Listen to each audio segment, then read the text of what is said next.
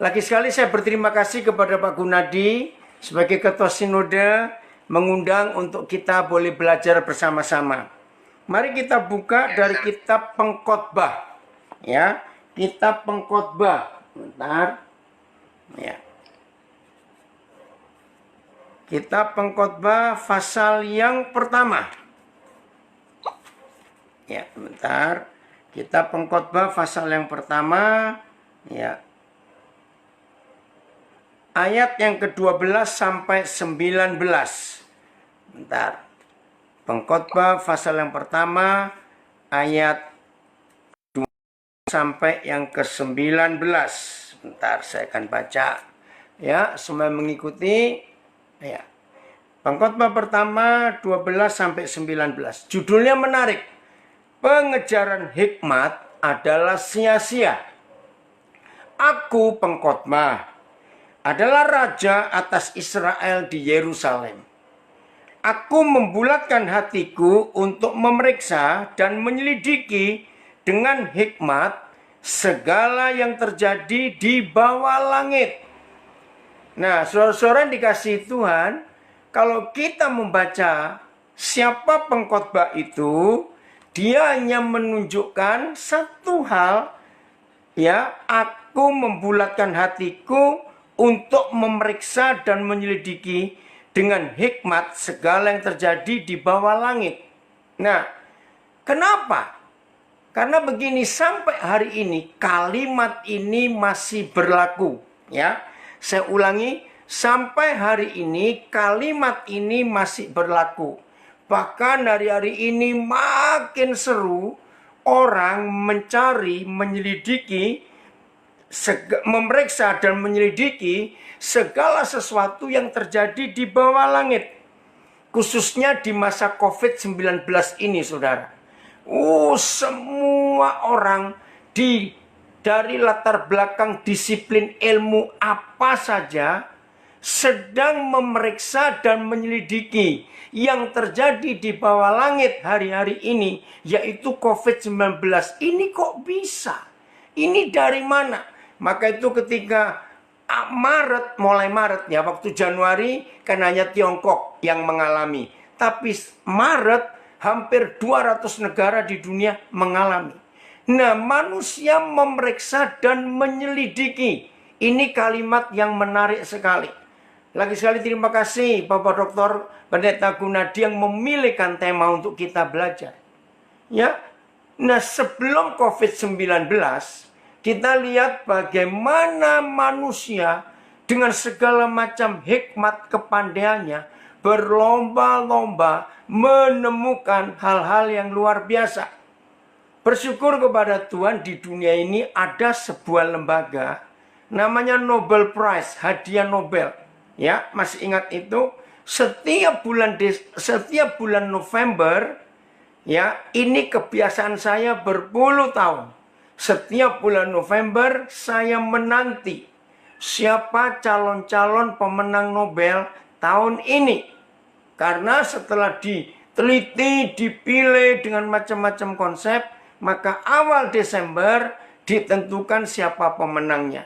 Nah, setahu saya sampai hari ini belum pernah saya menemukan ada sebuah lembaga yang begitu menghargai ilmu pengetahuan sampai memberikan hadiah yang enggak kecil nilainya.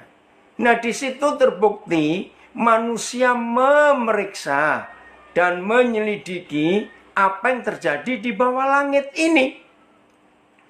Berarti, saudara, kalau toh COVID-19 selesai, percaya tidak, manusia akan terus memeriksa dan menyelidiki apa yang terjadi di bawah langit ini. Nah, tolong simpan konsep ini. Inilah motivasi manusia yang tidak pernah berhenti untuk terus memeriksa dan menyelidiki segala sesuatu yang terjadi di bawah langit ini. Bahkan masing-masing ilmuwan, masing-masing intelektual, berlomba-lomba menemukan ini, menemukan itu. Dan ini yang menarik, masing-masing mereka, tolong catat kalimat ini, masing-masing mereka ingin menjadi yang terpandai, terbaik, terhebat. Wajar, karena itu memang sikap manusia. Nah, sekarang kita tanyakan, apa yang mereka selidiki dan apa yang mereka periksa? Ya tentang kehidupan ini, tentang alam ini. Nah, termasuk virus ini, COVID-19 ini. Oke, saya kembali ke ayat 1 lagi. Pengkhotbah, maaf, saya kembali ke ayat 12 lagi. Pengkhotbah 1 ini. Siapa orang ini? Aku pengkhotbah. Sebetulnya terjemahnya bukan pengkhotbah ya. Ya, kalau sekarang motivator, filosof. Karena memang penulis kitab pengkhotbah ini adalah Raja Salomo. Saudara perhatikan kalimat berikut. Aku pengkhotbah adalah raja atas Israel di Yerusalem. Berarti ini Raja Salomo. Nah, saudara perhatikan baik-baik. Sejarah mencatat, ya, bukan cuma kitab suci, tapi sejarah. Raja ini punya 2 predikat yang tidak pernah dimiliki oleh manusia manapun di dunia. Dan itu tertulis di kitab suci kita. 1, raja ini hikmatnya luar biasa. Betul? Yang kedua, kekayaannya luar biasa. Maka itu sampai hari ini belum pernah terjadi di dalam sejarah manusia ada istana yang ada rumah bangunan, yaitu bait suci zaman Salomo, yang dibangun semuanya dengan emas. Semua dilapisi emas, kusen-kusennya, kayu-kayu pintunya, jendela, plafonnya, dindingnya emas, di luarnya juga emas. Masih ingat itu? Nah, kalau kita melihat 2 keadaan ini, hikmatnya luar biasa dan kekayaannya luar biasa, maka kita kagum, gak ada orang yang menyaingi. Tapi kitab pengkhotbah itu kata kuncinya atau passwordnya adalah sia-sia. Saudara perhatikan, passwordnya kitab pengkhotbah adalah sia-sia. Keren gak itu saudara? Nah, padahal orang yang begitu hebat secara hikmat, bukan pandai loh. Nanti kita akan bahas. Pandai itu belum tentu berhikmat. Tapi kalau berhikmat itu pasti jenius. Nah, Salomo ini punya semuanya. Kejeniusan, kepandaian, kekayaan. Nama yang terkenal. Sampai hari ini orang masih menyebut. Tapi mengapa dia menuliskan kata sia-sia, sia-sia, sia-sia? Maka itu penerjemah Alkitab bahasa Indonesia menuliskan judulnya, pengejaran hikmat adalah sia-sia. Aneh. Kenapa bisa begitu? Nanti kita akan temukan. Oke? Jadi selama bumi masih berputar, maka manusia tidak berhenti untuk memeriksa dan menyelidiki segala yang terjadi di bawah langit. Kalimat berikut, masih ayat yang ke-13.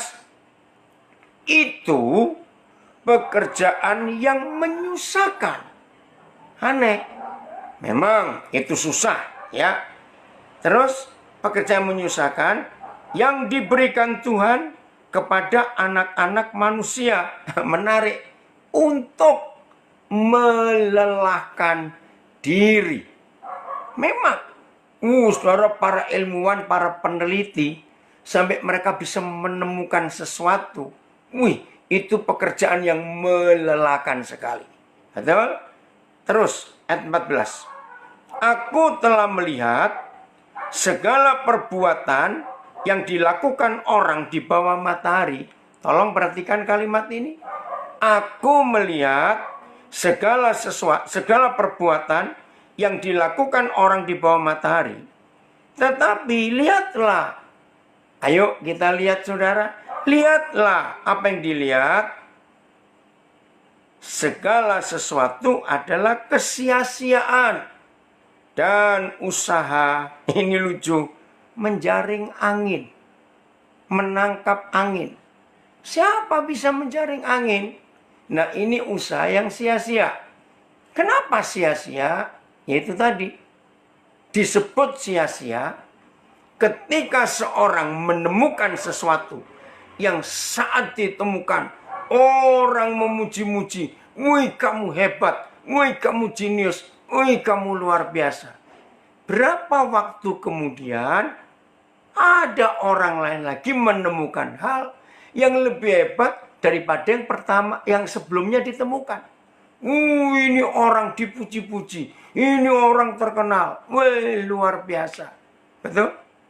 Nggak lama kemudian muncul orang lain lagi yang memeriksa dan menyelidiki apa saja yang terjadi di bawah langit.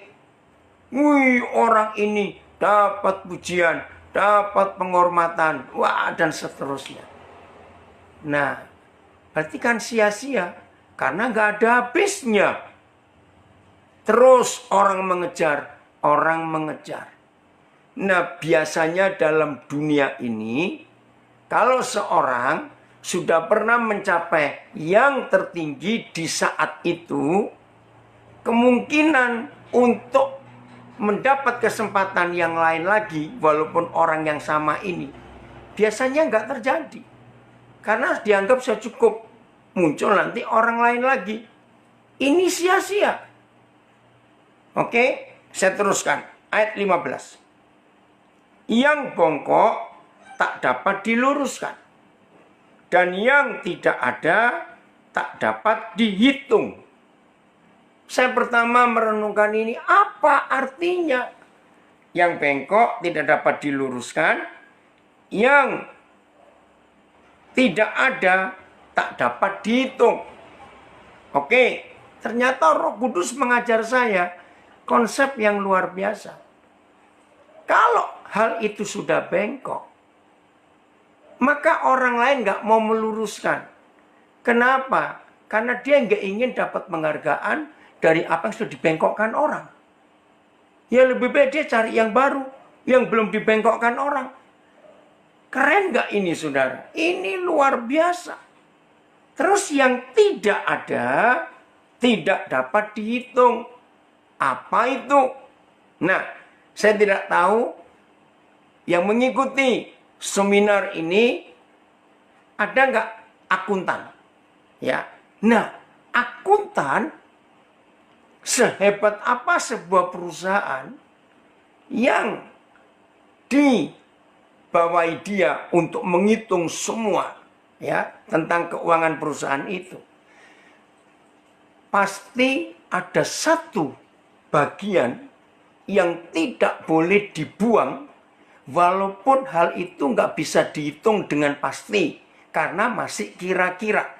Nah, saya lupa istilah dalam manajemen modern, tapi kalau pakai manajemen yang dulu itu sebuah kalimat biaya tak terduga. Itu belum ada. Dan memang nggak bisa dihitung. Tapi itu harus diakui bahwa itu ada. Maka itu saya katakan tadi, sehebat apa seorang akuntan, dia tidak berani menghilangkan poin ini. Biaya tak terduga. Kalau dalam ilmu pengetahuan, sains, teknologi, maka kita mengenal istilah faktor X. Betul tidak? Faktor X. Saudara, kembali saya ingin bacakan kalimat terakhir, ayat yang ke-15. Ini menarik sekali. Yang tidak ada, tidak dapat dihitung. Itulah biaya tak terduga. Itulah faktor X. Kita nggak bisa ngitung, hanya bisa kira-kira. Nah, saudara, ini hikmat yang Tuhan beri. Mari kita melihat hikmat Tuhan yang luar biasa. Orang boleh, nah, ini ada tulisan Paulus Winarto, terima kasih. Wah, dapat berkat. Ya. Orang yang nggak percaya faktor X. Orang bisa berkata, aku nggak percaya faktor X. Tapi saya mau katakan, tolong jawab juga yang ikut dalam hati, nulis boleh, yang ikuti lewat Facebook juga. Ini menarik, saudara. Ternyata orang yang nggak percaya ada faktor X. Tapi ini yang luar biasa. Orang itu tidak berani menghilangkan faktor X. Dia harus mengakui, walaupun nggak percaya, bahwa itu ada. Nah, saudara-saudara, semua viewer yang mengikuti seminar ini, tolong catat. Siapa faktor X itu? Perhatikan, saya nggak tanya apa faktor X itu. Saya berkata siapa? Sebab buat saya ketika mempelajari hikmat ini, luar biasa. Faktor X itu ternyata Tuhan sendiri. Orang nggak memandang ada, maka itu nggak bisa dihitung. Tapi dia ada. Ini kan luar biasa. Salomo ini menuliskan kebenaran yang sungguh-sungguh mengagumkan. Yang bengkok, ya, yang bengkok, yang baru gabung, Pengkhotbah 1 ayat yang ke 12 sampai 19, maaf sampai 18, ya. Sekarang kita sampai ayat 15, yang bengkok tak dapat diluruskan. Nah, ini hikmat manusia. Dan memang orang nggak mau. Ya. Tapi kalimat kedua menarik. Yang tidak ada tak dapat dihitung. Ya memang nggak ada kan nggak dihitung. Tapi orang mengakui itu ada. Nah, faktor X itu adalah Tuhan. Jadi yang nggak percaya nggak apa-apa. Tapi yang nggak percaya pun nggak bisa mengabaikan faktor X. Walaupun kita nggak percaya, dia itu ada. Oke, lanjut ayat 16. Aku berkata dalam hati. Raja hebat, hikmatnya luar biasa, sangat kaya. Aku berkata dalam hati. Lihatlah, aku telah memperbesar dan menambah hikmat lebih daripada semua orang yang memerintah atas Yerusalem sebelum aku. Dan memang betul, Raja Salomo ini luar biasa. Maka itu nggak ada yang lain. Betul? Nah, saudara lihat. Dan hatiku telah memperoleh banyak hikmat dan pengetahuan. Ini nggak membual. Raja Salomo ini tidak membual, tidak omong besar. Fakta, dia telah memperoleh banyak hikmat dan pengetahuan. Betul. Waduh, kalau kita baca kisah hidup Raja Salomo, orang kok bisa pintar seperti itu. Ayat 17. Aku telah membulatkan hatiku untuk memahami hikmat dan pengetahuan. Tapi dia tambahkan dua kata lagi yang bertolak belakang. Kebodohan dan kebebalan. Saudara, terima kasih kepada Bapa di surga. Bahwa apa yang dialami Raja Salomo dengan ketetapan dan kehendaknya, Tuhan menjadikan ini firman. Nah, maka itu perhatikan baik-baik. Ternyata memahami hikmat dan pengetahuan itu tidak bisa diakhiri dengan sebuah kehebatan, tetapi justru kebodohan dan kebebalan. Kok bisa begitu? Nah, kalau menjawab anak-anak, remaja yang tanya kalimat ini, firman ini, jawablah begini. Hari ini kamu ketemu orang jenius.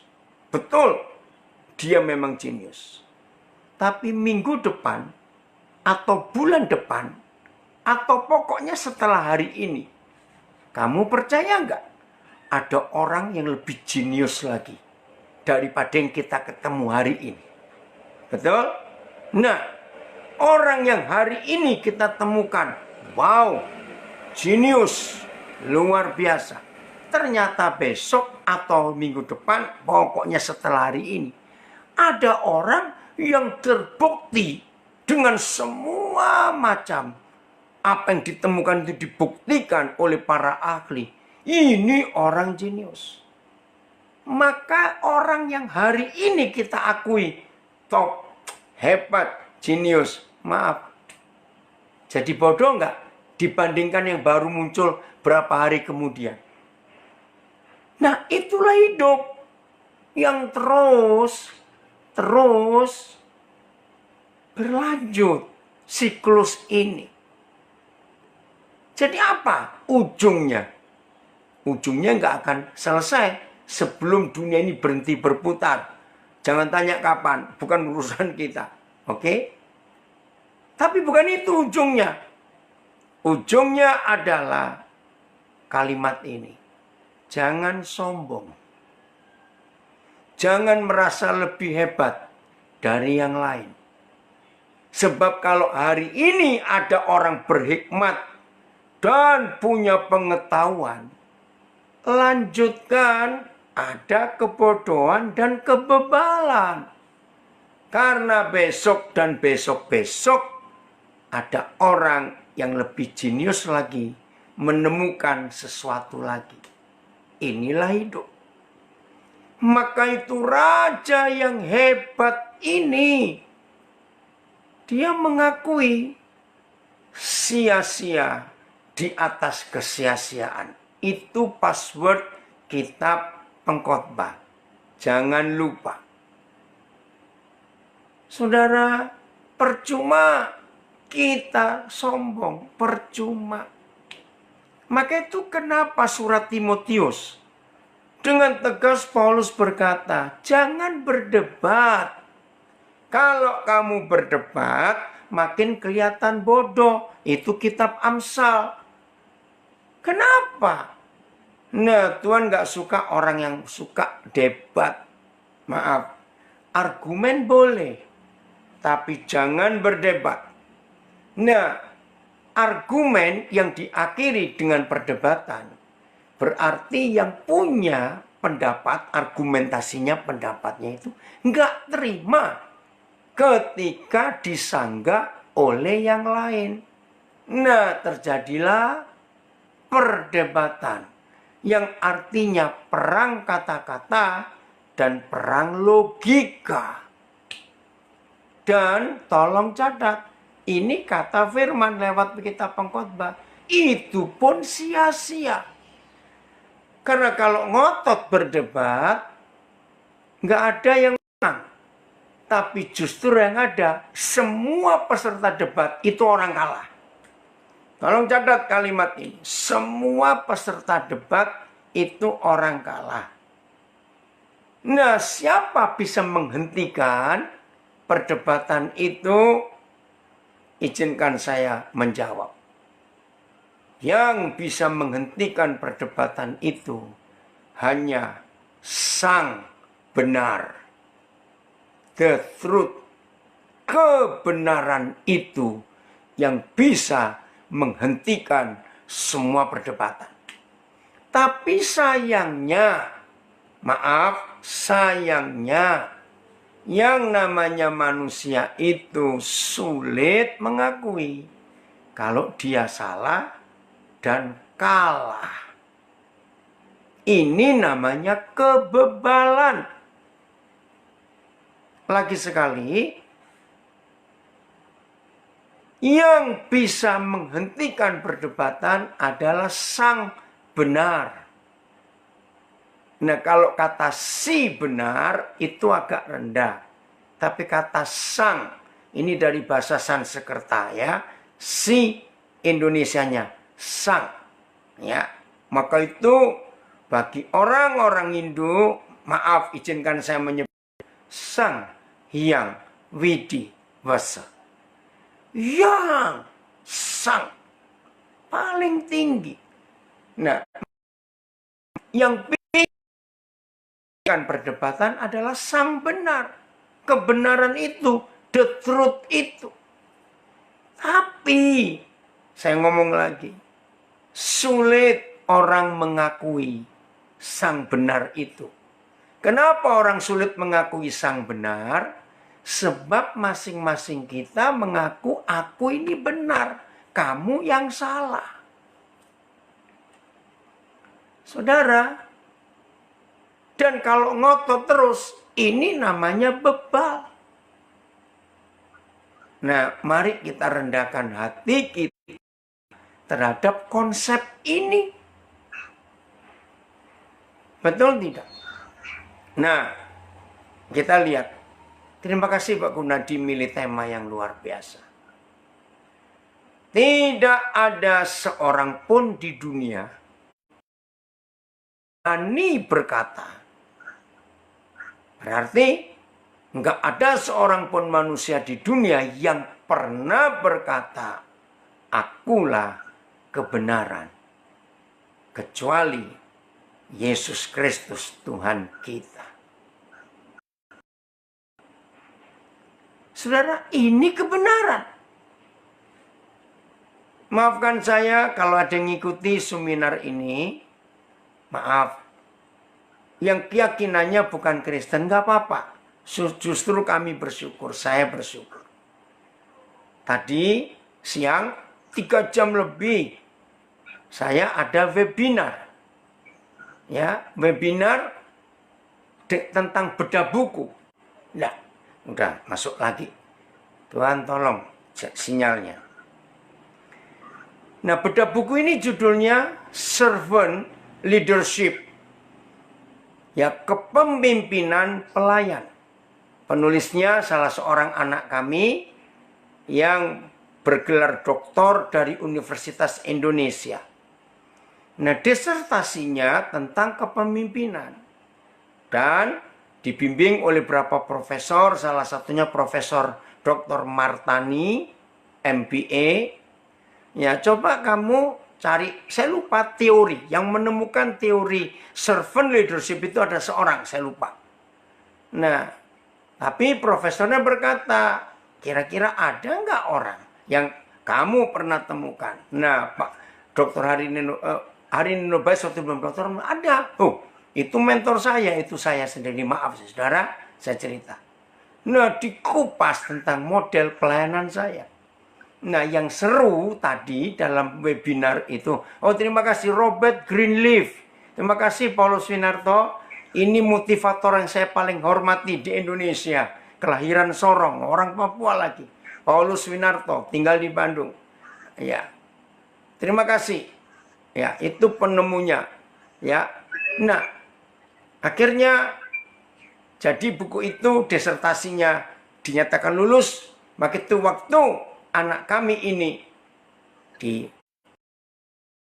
kami diundang khusus oleh beberapa profesor UI untuk melihat. Aduh, terima kasih Tuhan. Nah, yang seru, moderatornya seorang muslimah.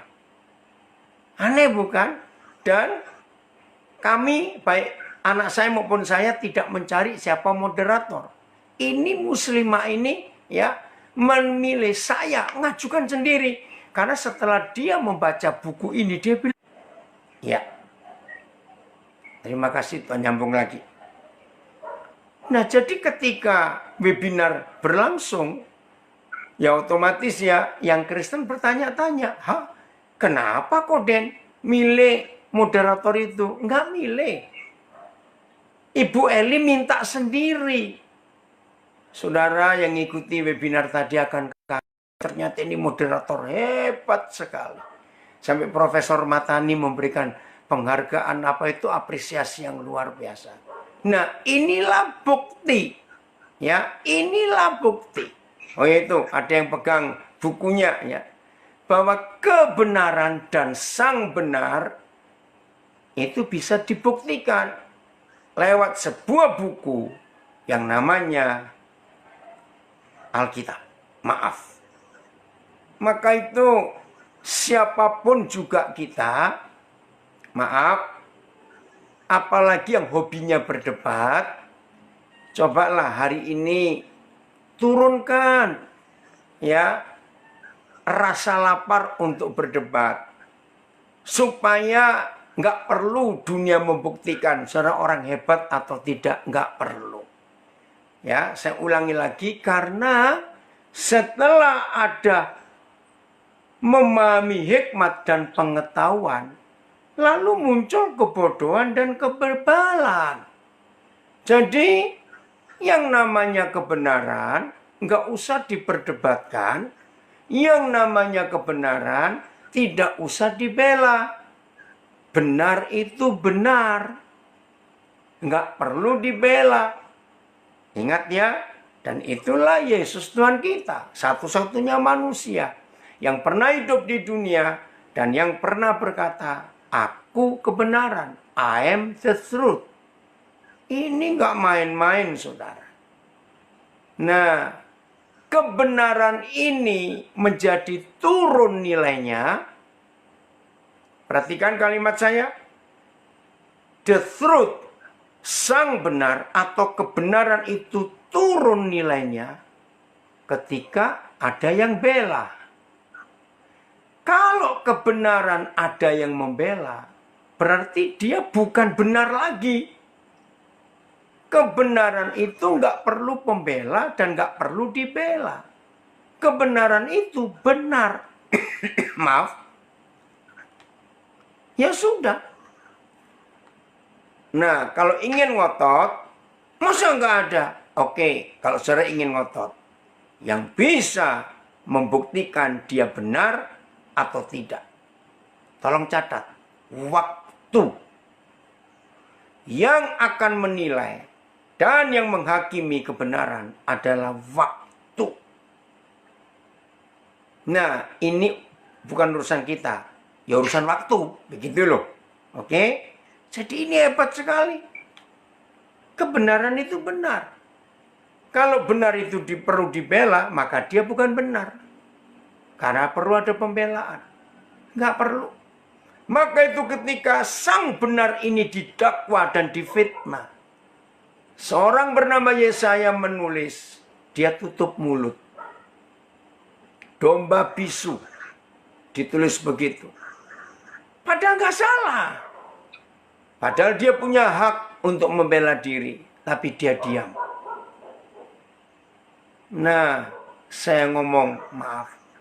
Yang hobinya debat, belajarlah kepada sang benar. Dan belajar rendah hati. Nggak usah ngotot. Kalau saudara yakin itu benar, buktinya cuma satu, diam. Biar waktu yang membuktikan. Dan ini keren, saudara. Maka itu kalau kita ngotot, malah kelihatan kita ini bodoh dan bebal. Maaf, yang ngomong bukan saya, tapi firman Tuhan. Luar biasa bukan? Terus. Tetapi aku menyadari, masih ayat 6, ayat 17, tetapi aku menyadari.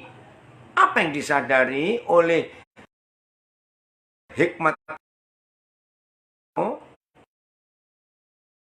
Hal ini adalah usaha menjaring angin.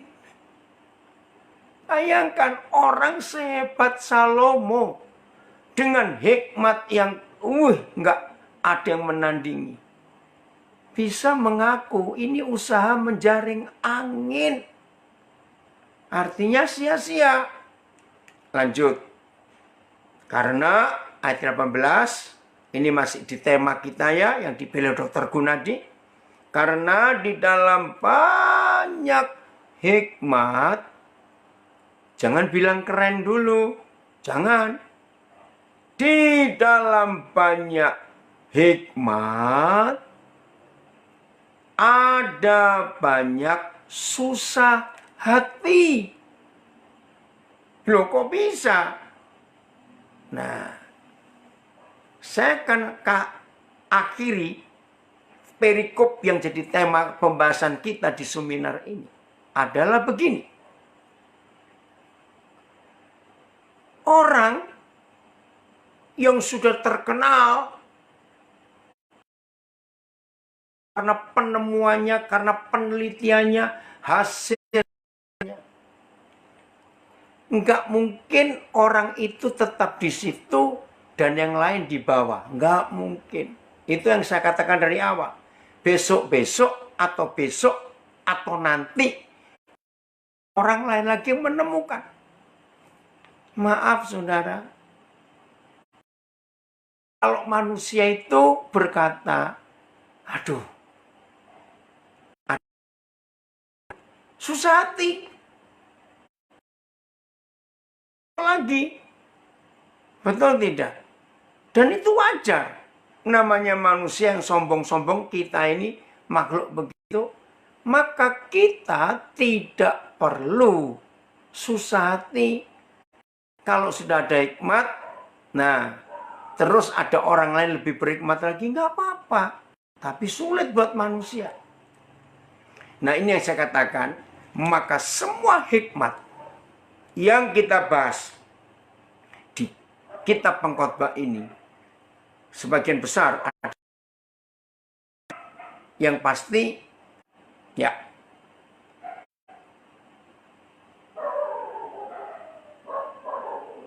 Maaf.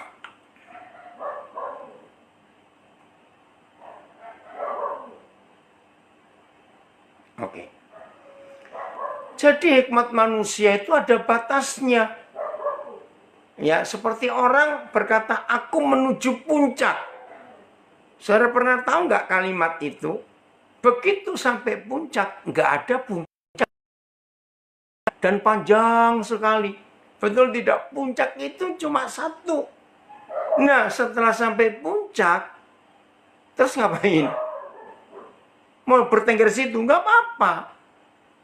Tapi kan harus turun. Nah, itulah hikmat dunia, hikmat manusia. Oke, maka itu orang bersusah hati. Kalau sampai puncak ya harus stop, mau naik kemana lagi. Kalau sudah puncak ya selesai di situ. Nah, itulah manusia. Maka itu ada istilah dalam hidup. Di atas langit masih ada langit. Itu kata-kata berhikmat. Nah, di dalam sejarah bangsa-bangsa, manusia ya itu kalau menyebut Tuhan dulu nenek moyang kita itu langit. Ya, heaven itu langit, itu disebut manusia. Nenek moyang orang Tionghoa bilang Dien. Ya, langit artinya. Oh, berapa nenek moyang orang Papua, suku-suku tertentu bilang langit. Oke. Nah, jadi bersusah hati. Ya. Terus kalimat terakhir ayat 18, dan siapa memperbanyak pengetahuan, ini aneh, memperbanyak kesedihan. Kok bisa? Ya, saya ulangi 18, karena di dalam banyak ada banyak susah hati. Dan siapa memperbanyak pengetahuan, ya. Iya. Oke. Enggak apa-apa, Pak. Oh, terima kasih. Iya, maklum ya, di Papua ini aduh masih. Iya, Oke, Pak. ya. Jelas ya dari pengkhotbah. Nah, sekarang kita lihat perjanjian baru. Paulus ini orang yang berhikmat. Dan dia punya dua macam hikmat. Satu hikmat karena dia orang Yahudi. Ya, dia orang hebat. Ahli Taurat yang paling muda pada generasinya. Suatu hari berjumpa dengan Sang Benar. Hidup luar biasa. Nah, perubahan hidupnya setelah ketemu Sang Benar, ketemu Yesus Kristus Tuhan itu, dia menuliskan hal yang luar biasa. Saya mulai dengan ayat ini. Galatia pasal 5. Ayat 22-23. Galatia pasal 5 ayat 22 dan 23. Nah, saya baca Galatia 5 22-23. Tetapi buah roh. Nah, saudara jangan bayangkan buah seperti buah semangka, buah mangga, jangan ya. Tapi untuk mengerti kata ini, buah roh. itu bukan bentuknya seperti buah-buahan, bukan. Isi dan hakikat dari roh. Dan roh itu adalah Tuhan kita sendiri. Ya, hakikat hidup saudara dan hakikat hidup saya adalah buah dari yang kita hasilkan dari hidup ini. Itu buah artinya. Ya, kalau saudara karena figur sentral dalam seminar ini adalah Pak Gunadi. Yang ikut kenal pasti tahu. Maaf, yang belum kenal nanti jalan ya. Nah, kita tahu apa yang dihasilkan Pak Gunadi dalam hidupnya. Sudah banyak buah-buah yang terjadi. Orang-orang dipulihkan ya dalam berapa seminar, dalam acara luar biasa. Nah, itu buah. Nah, buah roh. Ya, Yohanes 4 ayat 24 berkata Tuhan itu roh.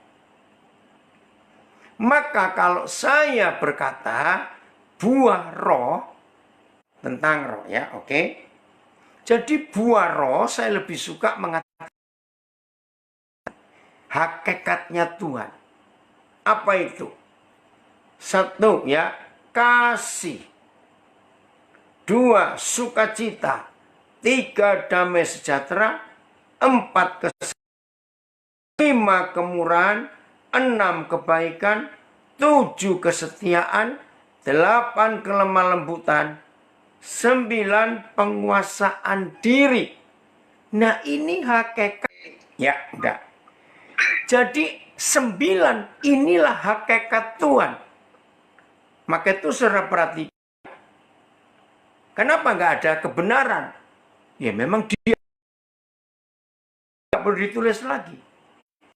Setelah hakikat Tuhan ini ada, harus nyata lengkap, ya, maka perhatikan kalimat terakhir ayat 23 Galatia 5. Ini luar biasa, saudara. Begini, kalimat terakhir ayat 23. Tidak ada hukum yang, ya oke, nyala lagi. Ya. Kode. Ya. Kode izin kode kalau sinyalnya melemah.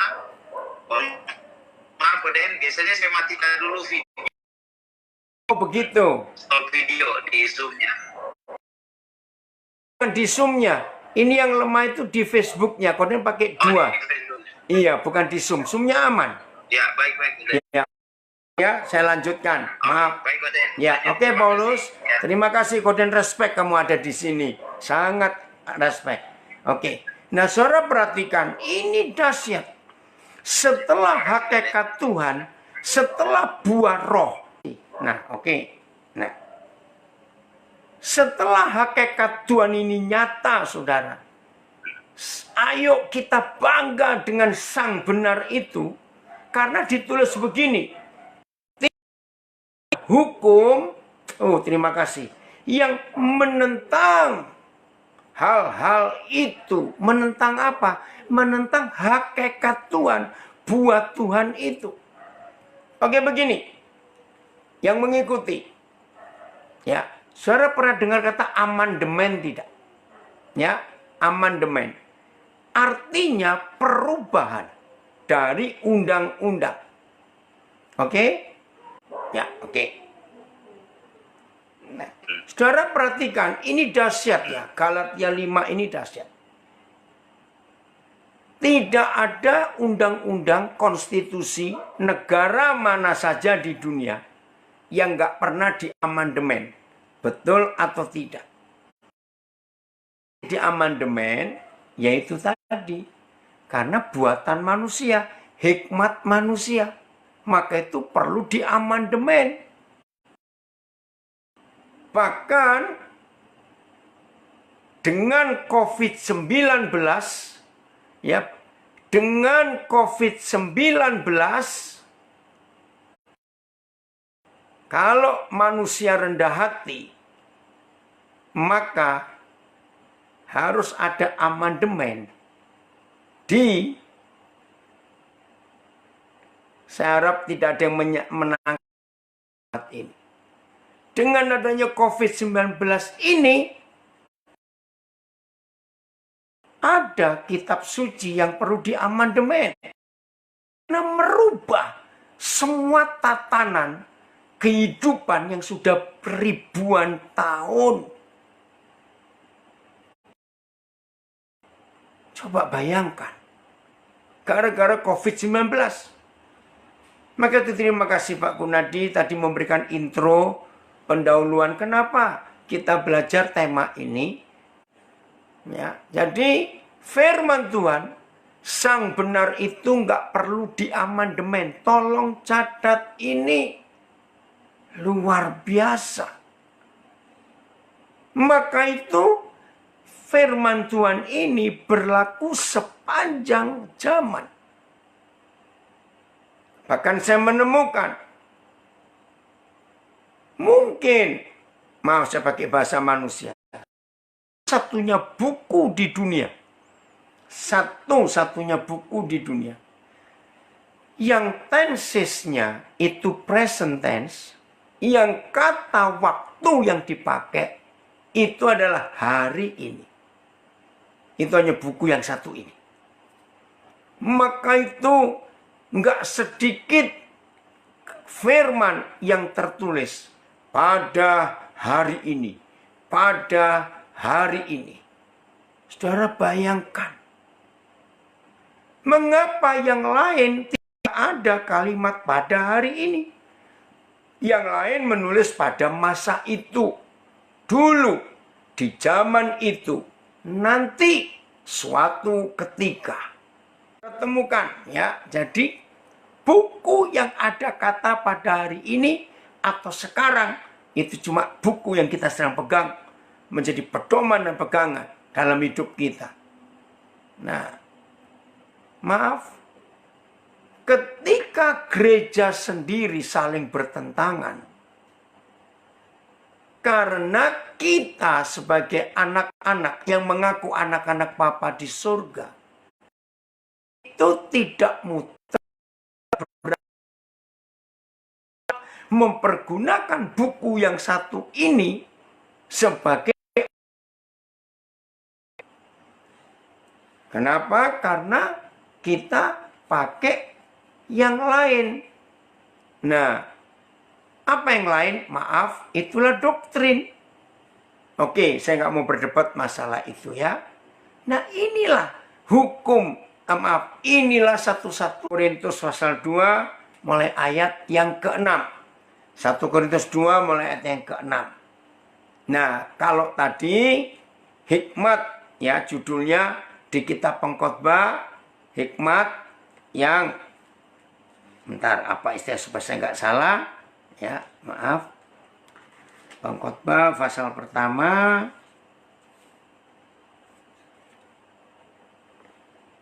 ayat 11, pengejaran hikmat adalah sia-sia.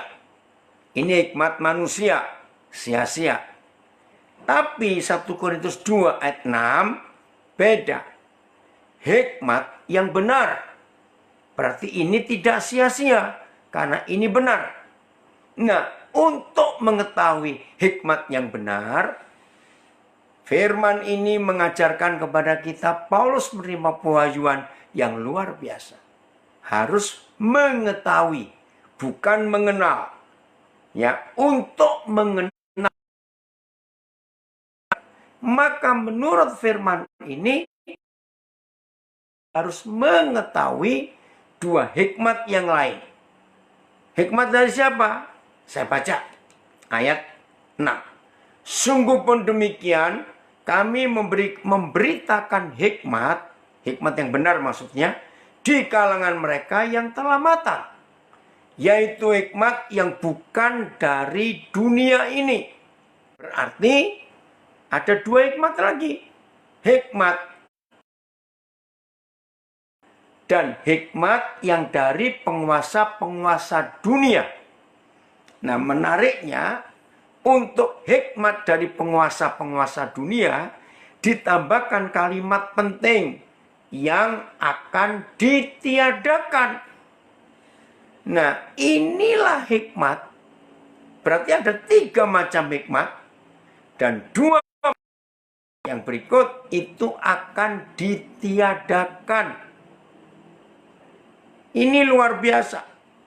Maka itu tadi pengkhotbah menulis sia-sia.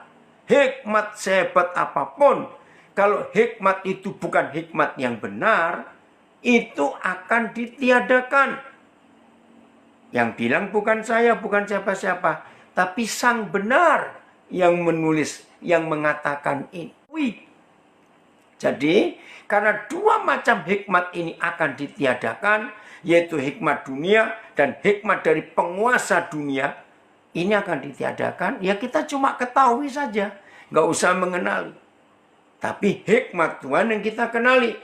Oke, saya lanjut ayat 7. Tetapi yang kami beritakan, masih 1 Korintus 2, ayat 7 sekarang. Tetapi yang kami beritakan ialah hikmat Tuhan yang tersembunyi. Dan ini luar biasa. Hikmat Tuhan yang tersembunyi dan rahasia. Ini keren. Tersembunyi, rahasia. Ini di mana? Perhatikan kalimat terakhir. Kalimat selanjutnya. Yang sebelum dunia dijadikan. Jadi sebelum ada Adam dan Hawa. Hikmat yang benar, yang tersembunyi dan rahasia ini, sebelum dunia dijadikan, telah, bukan akan, disediakan Tuhan bagi kemuliaan kita. Nah, kalau kita dapat janji hikmat yang luar biasa ini, ngapain kita harus cari hikmat dunia dan hikmat dari penguasa dunia yang jelas-jelas akan ditiadakan? Ya kita cari yang ini saja dong. Yang tersembunyi dan rahasia, kan sekolah ya, untuk mendapat hikmat yang benar, yang tersembunyi dan rahasia, yang disediakan Tuhan sejak dunia belum ada untuk kemuliaan kita. Hikmat itu nggak bisa kita dapat karena kuliah, karena baca buku, tidak. Hikmat itu menurut kitab Amsal karena kita takut akan Tuhan. Apa itu definisi takut akan Tuhan? Gampang. Satu aja. Definisi takut Tuhan. Takut berbuat dosa. Selesai. Nah, kalau kita takut berbuat dosa, jangan tanya dosa itu apa ya. Awas tanya begitu. Berarti kita belum matang. Maka itu kembali ke ayat 6. Sungguh pun demikian kami memberitakan hikmat di kalangan mereka yang telah matang, telah mature. Ya, dewasa. Nah, beda masa anak-anak dan dewasa. Cuma satu, menurut Galatia 4. Sayang waktu. Menurut Galatia 4, yang membedakan anak-anak dan orang dewasa bukan umurnya. Maaf, tapi apa? Galatia 4 itu menarik. Mulai ayat 1, saudara baca sendiri. Ketika kita tidak perlu ada yang membimbing, yang memberitahu, yang mengasuh. Itu api, jangan pegang. Aduh itu tajam itu, awas kamu ini luka. Aduh jangan di situ, itu lubang, itu bahaya. Nah, selama orang itu, walaupun umurnya sudah kepala 6, maaf, tapi kalau masih perlu diberitahu, awas itu dosa, awas itu ini, dan sebagainya. Maka kita belum dewasa. Belum matang. Maka itu kita nggak bisa mengerti hikmat Tuhan yang tersembunyi dan rahasia itu. Menarik bukan? Nah, jadi Tuhan akan memberikan hikmatnya kepada kita yang berani mengambil keputusan untuk tidak melakukan dosa. Hikmat itu akan datang. Ya. Jelas ya? Dan ini luar biasa. Oke? Saya akan akhiri dengan contoh-contoh yang ada di Alkitab. Mulai dengan Nuh. Nuh itu nggak pernah sekolah perkapalan. Betul? Ya belum ada waktu itu. Tapi dia dapat hikmat dari surga untuk buat kapal. Ya, lagi sekali saya nggak mau berdebat. Waktu Nuh dapat perintah untuk buat kapal, catat, lem belum ada, gergaji untuk tebang pohon, buat membuat papan-papan, gergaji belum ada, paku belum ada. Ya belum ada apa-apa. Karena memang zaman itu orang belum menggunakan alat transportasi air. Tapi Nuh taat dan diberi hikmat oleh Tuhan. Sumber hikmat itu jadilah sebuah kapal yang luar biasa. Nuh nggak tahu bagaimana menjalankan kapal. Karena kapal memang belum ada. Zaman itu jangan lagi kapal. Getek aja belum ada. Rakit aja belum ada. Maka itu hikmat itu luar biasa. Yusuf yang di Mesir nggak pernah sekolah ekonomi, tidak pernah sekolah pertanian, tidak pernah sekolah ini sekolah itu. Tiba-tiba keluar dari penjara. Hari itu juga cuma perlu beberapa saat dia harus mandi, cukur, ganti jubah. Ditulis begitu, Kejadian 41 ayat 14. Cuma sebentar, gak mandi, cukur, ganti baju. Kenapa harus begitu ditulis Kejadian 41 14? Karena dia di penjara sekian tahun, ditutupan, di bawah tanah. Berarti bajunya bau, badannya bau, rambutnya gak tahu seperti apa. Nah setelah cukur, mandi, ganti pakaian, menghadap Firaun, terus dia menjawab mimpi yang menakutkan. Dan jawabannya ada hasilnya. Bukan cuma menjawab, tapi memberikan solusi. Berarti raja, kita perlu bangun lumbung-lumbung besar. 7 tahun itu panen yang melimpah, simpan. Wih, hikmat. Dan terus sampai Firaun berkata, bagaimana kita bisa mendapatkan orang seperti ini yang penuh dengan roh Tuhan? Hebat. Orang kafir mengakui ada roh Tuhan. Itulah hikmat. Ketika Daud sudah dilantik jadi raja, nggak punya pengalaman perang. Tiba-tiba Filistin menyerang. 2 Samuel pasal yang ke-5. Dia tanya Tuhan, aku maju atau tidak? Nah itu dia mengandalkan hikmat Tuhan. Bukan pengalaman perangnya. Bukan mengandalkan panglima-panglima perangnya. Bukan. Mengandalkan hikmat Tuhan. Maka dia mendengar Tuhan menjawab, maju Daud, aku serahkan mereka ke dalam tanganmu. Betul. Tuhan gak pernah bohong. Berapa waktu kemudian, sayang Samuel gak menulis. Berapa minggu, berapa bulan kita gak tahu. Pokoknya ada tenggang waktu setelah mereka dikalahkan oleh tentaranya Daud. Mereka nyerang lagi. Tentara yang sama Filistin di tempat yang sama di Baal Perasim. Tapi ini Daud. Dia minta hikmat. Dia tanya lagi. Tuhan, kami maju atau tidak? Ayo kita mikir ya. Kalau hikmat manusia, berapa waktu yang lalu kita menghadapi satu masalah. Ternyata kita menang atas masalah itu. Dengan cara yang kita pakai saat itu. Berapa waktu kemudian masalah yang sama datang lagi. Ayo jujur. Kita nggak perlu cari ide lain, hikmat lain. Dia pakai aja cara yang waktu itu. Sama kok masalahnya. Tapi tidak dengan saudara kita Daud. Dia bertanya lagi. Tuhan, aku maju atau tidak? Sang benar menjawab, jangan maju.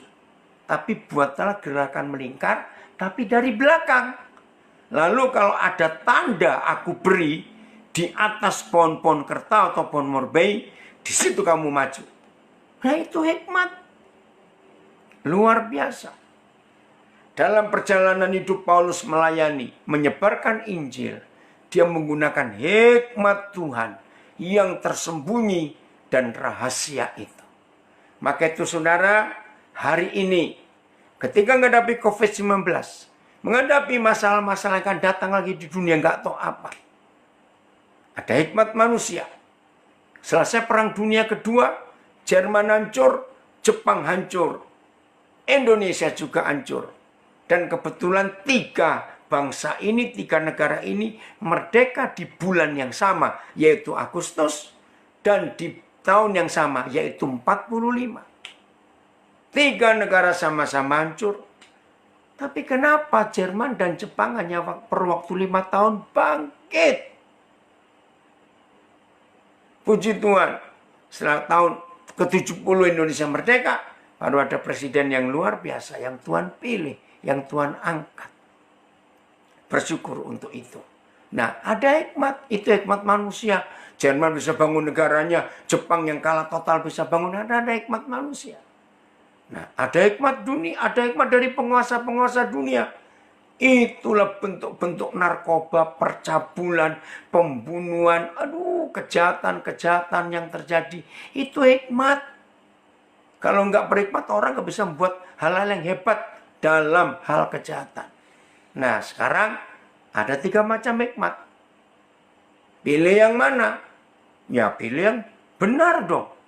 Yang nggak membawa kebodohan dan kebebalan. Tapi membawa kesejahteraan dalam hidup. Dan hikmat yang hasilnya memberkati banyak kehidupan. Jelas ya? Oke, saya serahkan kepada host. Terima kasih untuk kepercayaan ini. Dan ini sungguh-sungguh luar biasa.